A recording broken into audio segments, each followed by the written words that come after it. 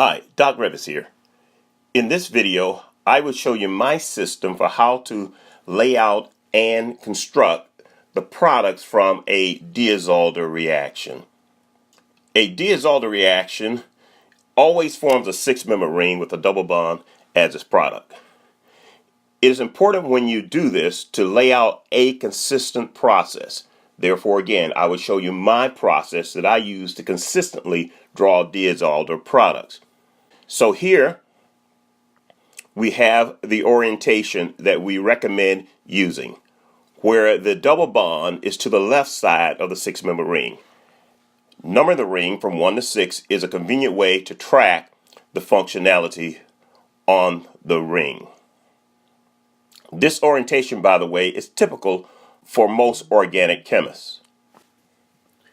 When we draw a Diels-Alder reaction, we typically start with a stick structure of the organic compound. It is convenient to convert the functionality on the outside of the double bond to dashed wedges, and those pointing inside as solid wedges, as we show you in our sketched model. So essentially, the trans functionality would become dash wedges, and the cis functionality would become solid wedges. That is how we construct the diene portion of the reactants. For the dienophile, it is convenient to wedge with dashed lines the functionality pointing to the left, and solid wedge the functionality pointing to the right, again using our model for drawing these Diels-Alder products.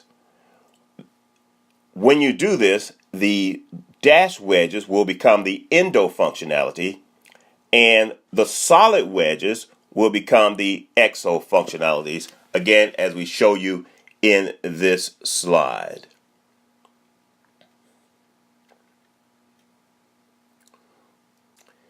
On this slide, we show you now how to visualize the six-member ring using the dashed lines, where we have the diene to the left and the dienophile to the right, with trans functionalities, dash wedges on the outside, and solid wedges, cis, on the inside. And for the diene, we have the dash wedge endo to the left and exo solid wedge to the right.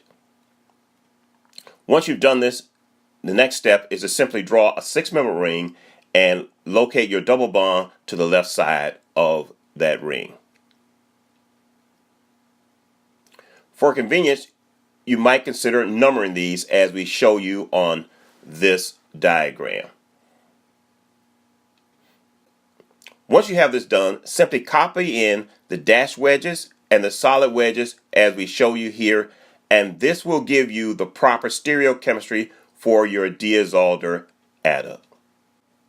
This means that the endo is beneath the plane in our model, and exo is above the plane in our model.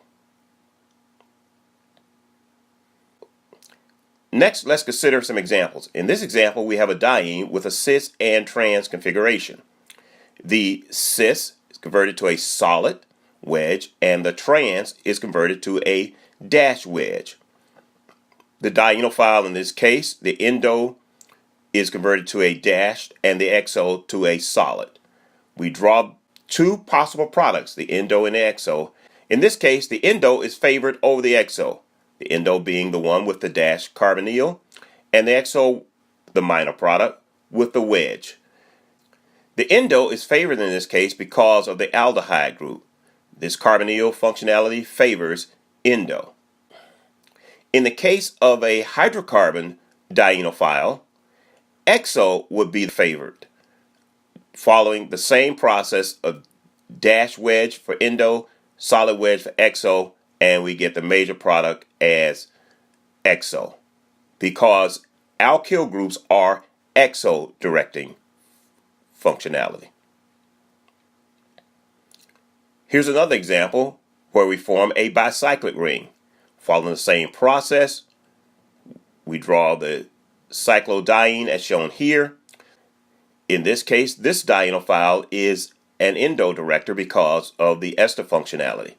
So we wedge solid the cyclodiene functionality, and we carry out an endo cycloaddition, 4+2 cycloaddition, to get the endo product by cycloadduct as the major product.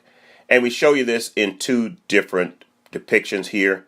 And these green lines show you the 6-membered ring with the double bond, which is common to Diels-Alder reactions. So there you have it, a convenient model for drawing the products of Diels-Alder reactions.